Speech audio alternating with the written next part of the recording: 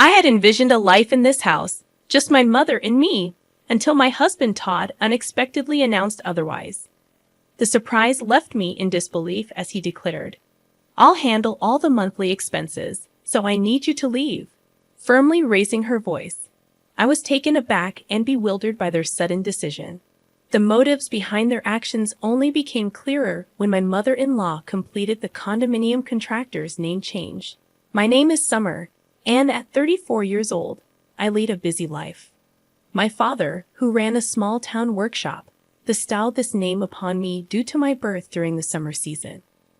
While it may seem basic, it carries my late father's deep love. His polishing skills were renowned in the industry, and despite tough times, I cherished the moments playing in the workshop as a child. However, the workshop faced financial difficulties, leading to my father's tragic end in the back of the shop during my elementary school years. To shield me, my mother and I left town to start a discreet life elsewhere. Unfortunately, the years of hardship took a toll on my mother's health, and she passed away during my high school years. Despite the despair, I channeled the courage to face life head-on, driven by an inner passion to showcase my father's skills to future generations. Working tirelessly, I managed to graduate high school with scholarship support, juggling numerous part-time jobs to afford daily expenses while studying engineering at the local public university. During my university days, I encountered Todd, a friendly young man who recognized and admired my skills. Unlike many others, he never looked down on me for being a woman, fueling my determination. After graduating, we began living together, sharing our lives. Todd efficiently managed household chores, providing immense support, especially on busy workdays. 6 years later, at 28, I contemplated reviving my father's small-town workshop, with Todd wholeheartedly supporting my dream. As we discussed the possibility of marriage frequently over these 6 years, my lifelong dream seemed poised to become a reality. However, my primary focus was on rebuilding my father's workshop before considering marriage. Todd respected this wish and patiently waited. To raise funds, I opted for crowdfunding, leveraging my position as a female engineer. I incorporated the uniqueness of my story into the advertising campaign, aligning with the societal shift towards increased support for women. Carefully planning and persistently securing funding and the right personnel, after 4 years of effort, I successfully revived the town workshop. Mindful of the financial struggles the old workshop faced, I introduced state-of-the-art equipment and gave the factory a modern and sophisticated design. By establishing facilities and systems conducive to women, I aimed to create a workplace that was both productive and female-friendly. These efforts quickly elevated the workshop's status to top tier within the industry. While some might perceive my success as luck, it was, in fact, the result of numerous challenges and tireless efforts. Todd, my university partner, knew this best. However, Todd's career faced challenges, and while his colleagues progressed, he remained a rank-and-file employee. Growing frustrated, he started expressing his dissatisfaction, saying coldly, "You're really lucky to have succeeded. There must be someone better for you than me, right?" I repeatedly reassured him that my success wouldn't have been possible without his unwavering support. I genuinely believed his involvement in my life and career was indispensable. To express my deep gratitude and love, I proposed marriage. I valued his special presence, pure and warm-hearted sensitivity, bringing happiness to my everyday life.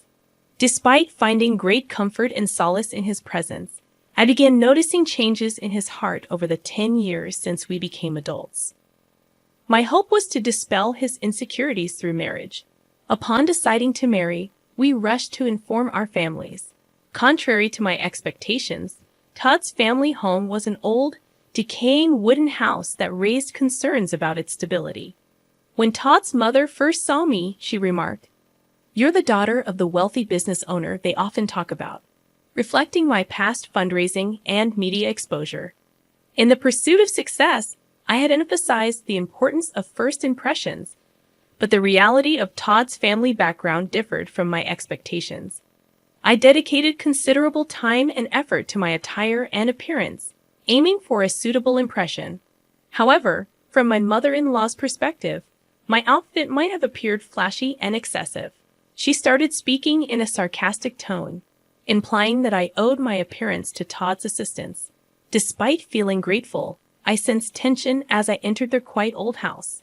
Todd seemed to have something on his mind, but remained silent. His father, in tattered clothes and with a restless demeanor, reflected the atmosphere of the home.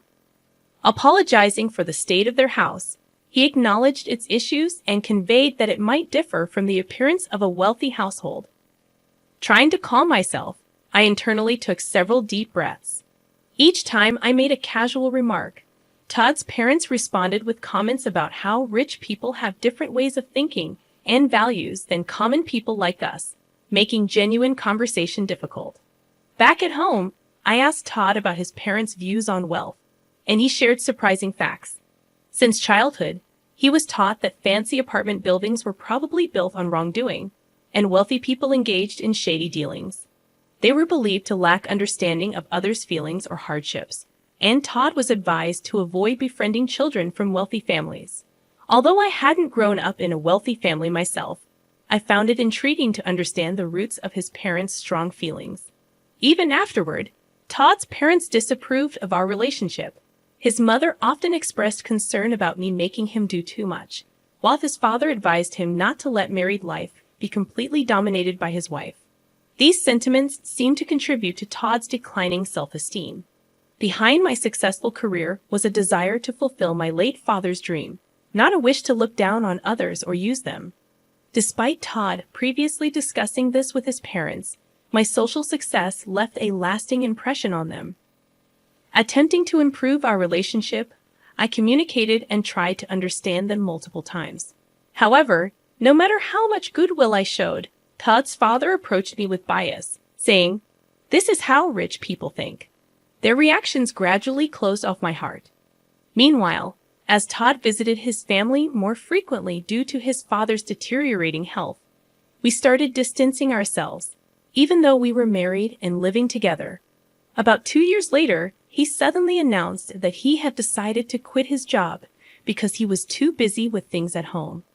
I was infuriated that Todd made such a significant decision without discussing it with me first. At that point, our relationship had deteriorated into a mere formality, lacking meaningful and sincere communication.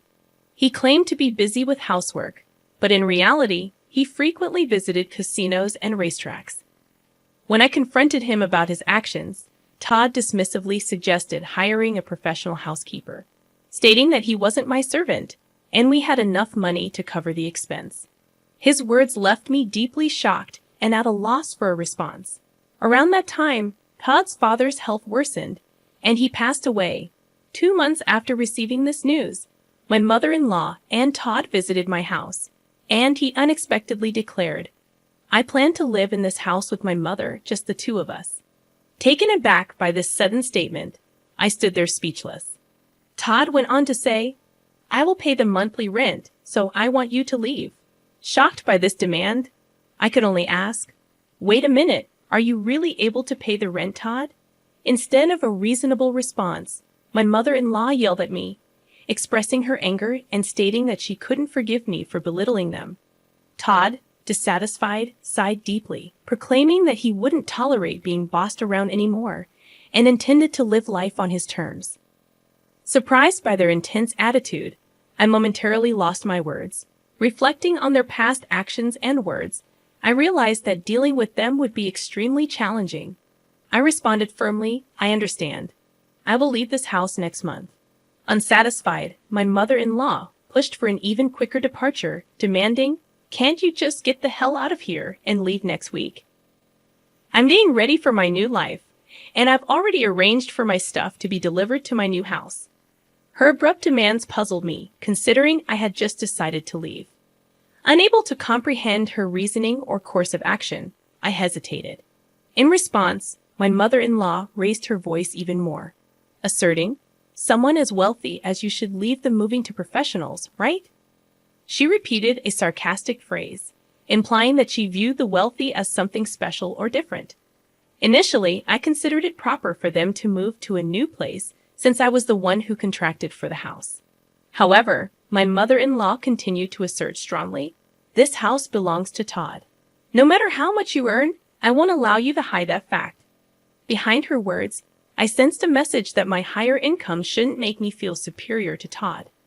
Looking at Todd's changed and gloomy expression, I questioned why I had invested so much time in such a person. In this unbearable situation, where living with them seemed insufferable, and I wanted to avoid sharing the same space, breathing the same air, I concluded that it was time to seriously consider divorce. Understood. This weekend, I'll proceed with the moving arrangements, handling all necessary document changes and procedures. When I responded in a soft tone, Todd and his mother exchanged glances, smirking triumphantly, as if a long battle had ended, and they had finally won. Immediately, I began searching for vacancies in apartments and condos, also looking for a reliable moving company amidst my busy days, including work-related business trips. Returning home, I found Todd deep in sleep, seemingly ignoring my existence. On the weekend, he calmly signed the divorce papers without displaying any emotion. Meanwhile, his mother was receiving explanations from the real estate agent about the rental agreement and signing the contract. I was particularly concerned about whether she truly understood the high rent of $66,000. After completing all the procedures, I found myself walking alone toward a new place, with a high-rise condo behind me. The new apartment, a one-bedroom with secure surroundings, was perfect for me living alone. During the move, I decided to discard many unnecessary things, clearing both my room and my mind for a fresh start. Decorating the space to my liking was an enjoyable time for me, gradually immersing myself in the new lifestyle. Thoughts of Todd and his family started to fade, although I couldn't completely erase them from my mind. Reflecting on the memories with Todd and the challenging times we had overcome together, I never imagined our relationship would end this way, especially during our university days when we struggled financially. We supported each other's livelihood. The strain that developed over time was deep and immeasurable.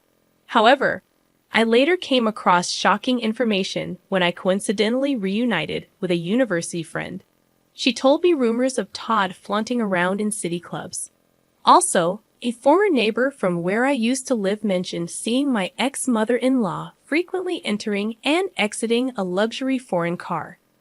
They described them wearing unfamiliar luxurious fur clothes and speaking completely differently than before. Hearing about their lavish lifestyle, I couldn't believe they'd once looked down on the wealthy. Particularly after I had distanced myself from that life, I saw how much they had transformed. Then, unexpectedly, 2 months later, I received a call from Todd. "I really need your help." His voice conveyed a level of desperation I had never heard before. I had not expected to hear from him in such a manner after our one-sided relationship ended. "Actually, we've gotten ourselves into some unexpected trouble." What exactly happened? Todd's response indicated that the events had begun 3 months prior. He was shocked to learn the astonishing truth through a call from his mother. "I hit the jackpot in the lottery. Can you believe $30 million? She had apparently been buying lottery tickets in the past, and this time she had won an amount beyond her wildest dreams. "Is that really true, or is it a joke?" Todd asked her to confirm. After checking the lottery numbers multiple times herself, the ex-mother-in-law assured, "There's no mistake. I've checked it over and over. We are so unbelievably rich now. Now we can face those upper-class people with no problem. Truly, God has blessed us." She spoke with elation, lifting her spirits. Moved by these words, Todd was in tears, and his mother added, "With this amazing stroke of luck, you can escape from that woman's clutches. Have you heard? She seems to be frolicking around with some young guy now. Such a woman should be kept at a distance." These words pushed Todd further, and his pent-up anger and frustration boiled over. "Now that we've acquired wealth, I won't be controlled by her. We won't have anything to do with her anymore," he declared with a trembling voice, informing me of our disconnection. It became evident that during these events, a common goal had emerged between them, to completely exclude me. Subsequently, they began a lavish lifestyle in a downtown luxury condo, seemingly spending extravagantly every day. Todd used his savings liberally, and the ex-mother-in-law spent her late husband's inheritance without any reservations. Excited, they decided to go to the nearest bank to cash in the lottery ticket. However, at the bank, they faced a shocking truth. The lottery ticket they brought was from the previous year. Disbelief and dismay spread across their faces. It turned out the ex-mother-in-law had been comparing last year's lottery ticket with this year's winning numbers. Amidst this commotion, there was a deep-seated fear that somehow I would take their wealth from them. Surprised upon hearing their story, I was at a loss for words. "That's truly unfortunate and sad." I conveyed my sympathy. Just as I was about to end the call, Todd spoke up again, asking, "But we should have a right to alimony, right?" Continuing to claim without any basis, he added, "You were cheating, right?